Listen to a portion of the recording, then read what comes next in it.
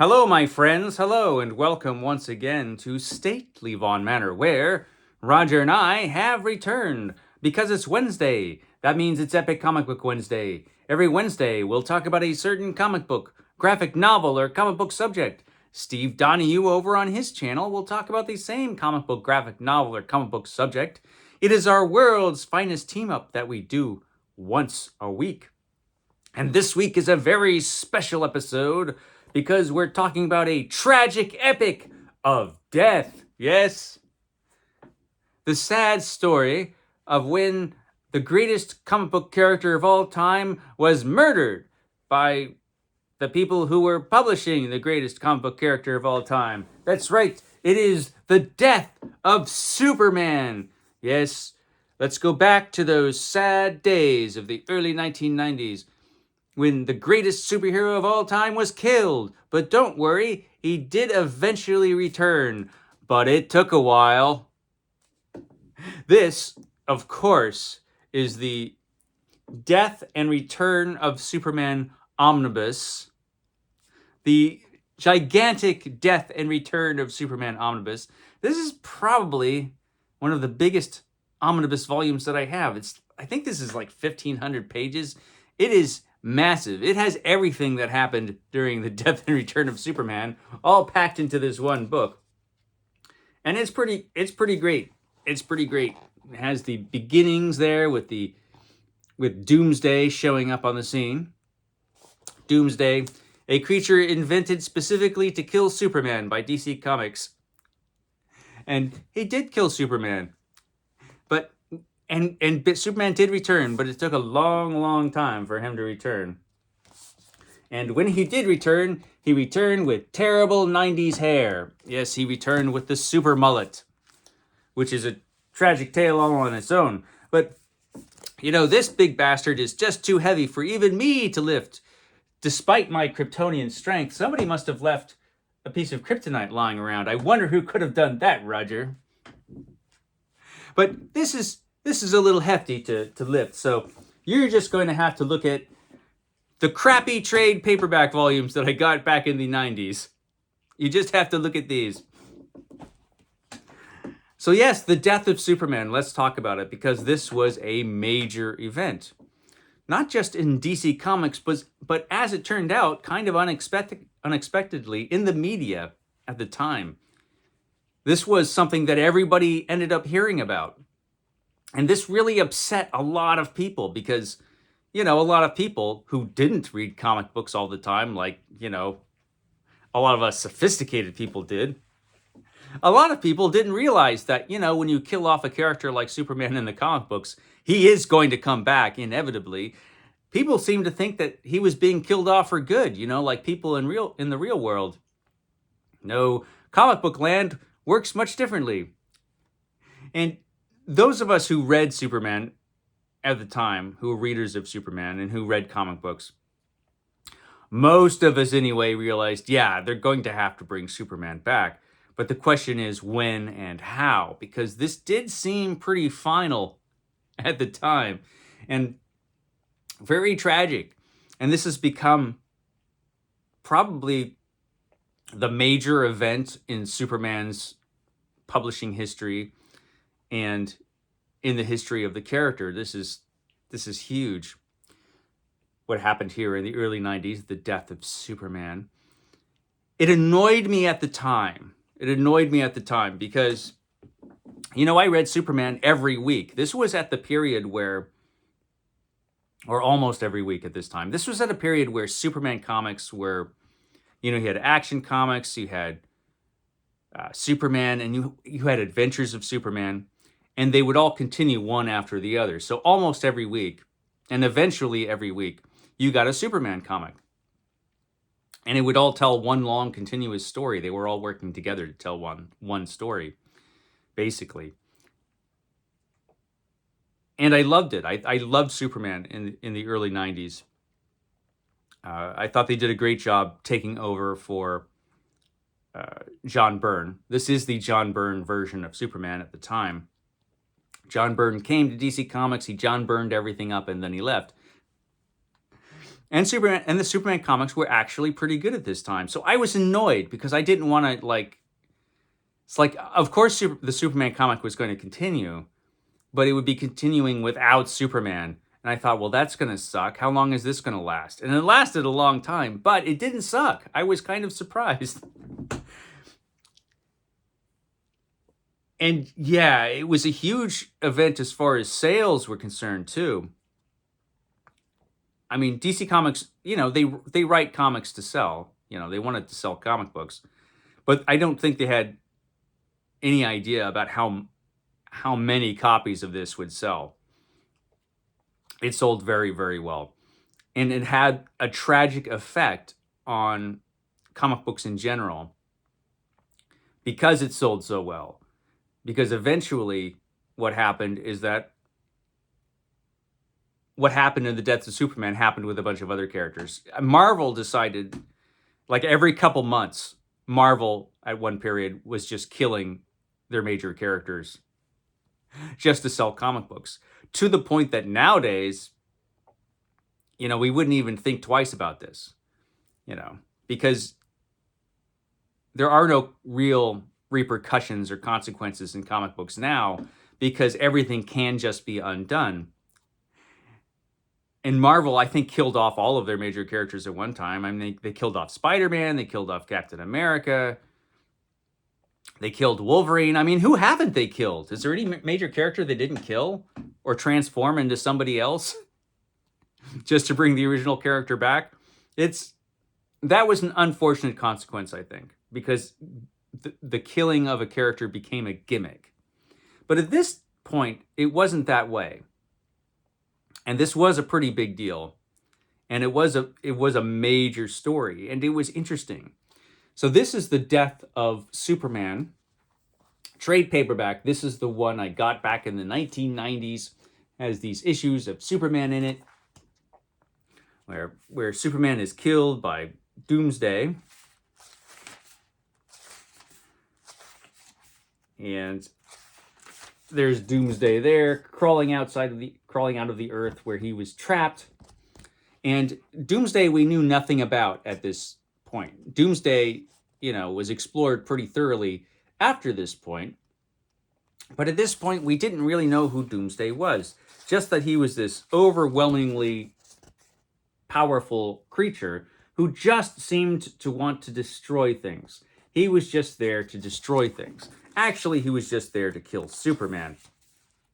So Superman ends up having to battle this incredibly powerful creature because the Justice League at the time tried to go up against Doomsday, and Doomsday just, you know, flattened them all, and Superman shows up to take over because nothing was stopping Doomsday. He was an unstoppable creature. And so Superman and Doomsday have a big fight, and they have actually several fights, causing lots of destruction, which culminates in this major battle in Metropolis. And the issue of death, where Superman actually dies, which is done all in splash pages, much like an issue of Thor I talked about recently by Walter Simonson. The death of Superman is done all in splash pages. This image in particular has been, I think, redrawn and reshown many times. And yeah, Doomsday. And it was an awful, terrible battle for Superman. But, you know, he wouldn't give up. That's the whole thing about Superman. He will sacrifice his life. I'm not even sure what's going on in this panel where Doomsday slams his head in the pavement.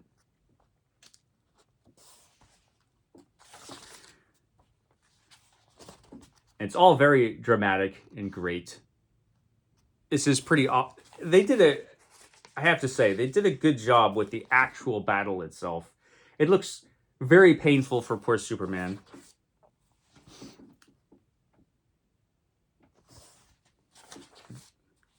But eventually, Superman is weakening as Lois Lane and Jimmy Olsen can see.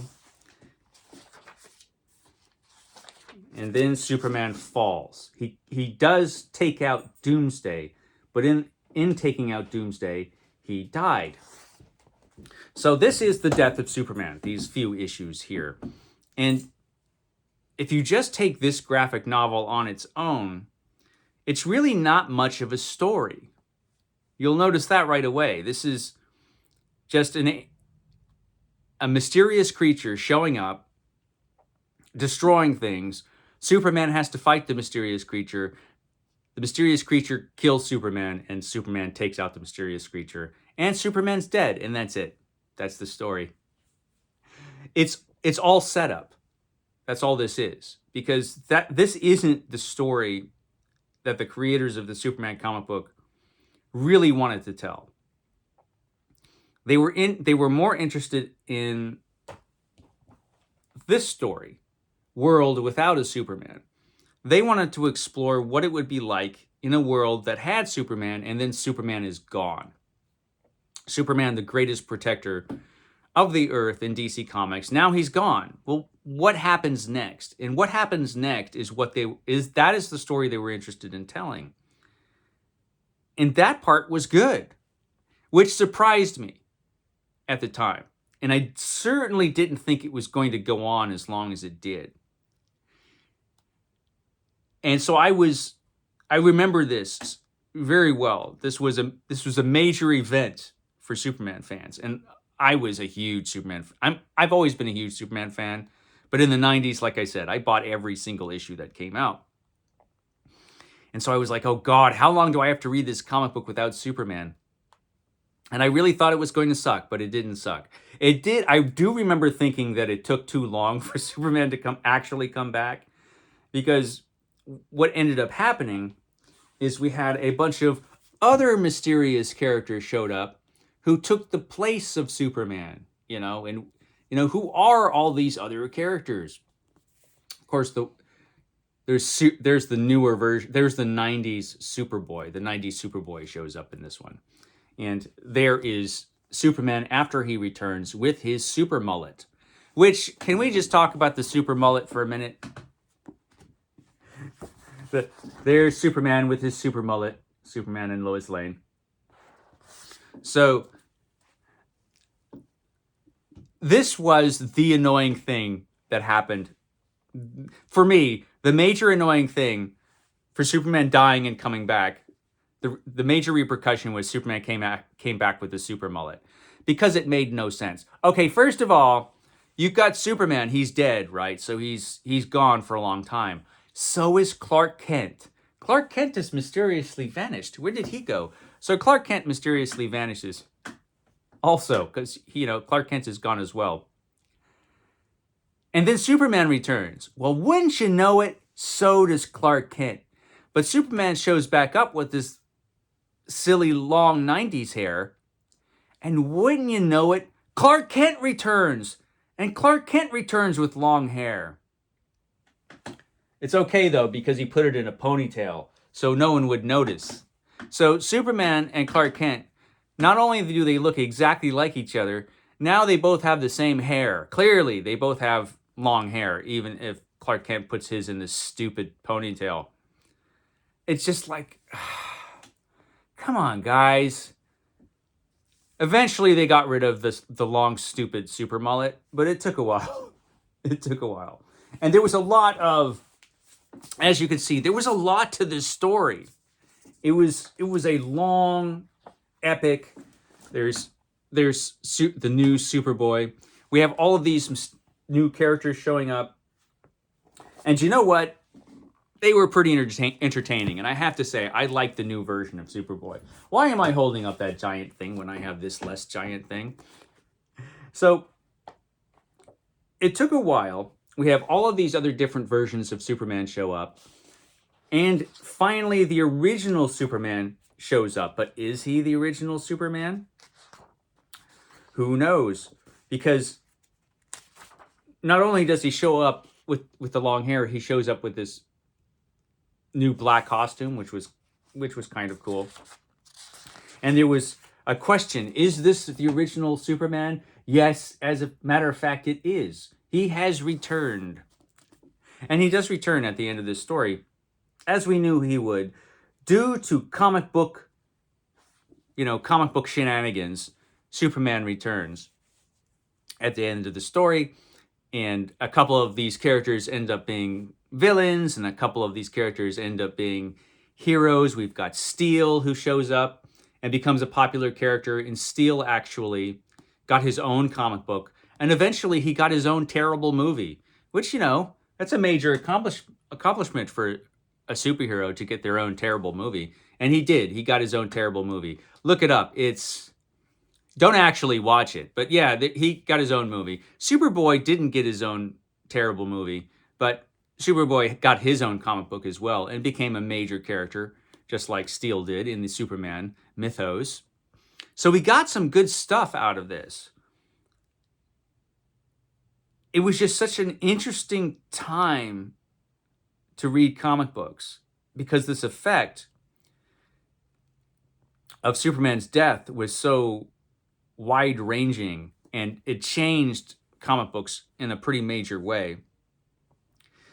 Really, I think the writers and editors and artists just wanted to tell the story of, okay, what would happen if Superman left and died?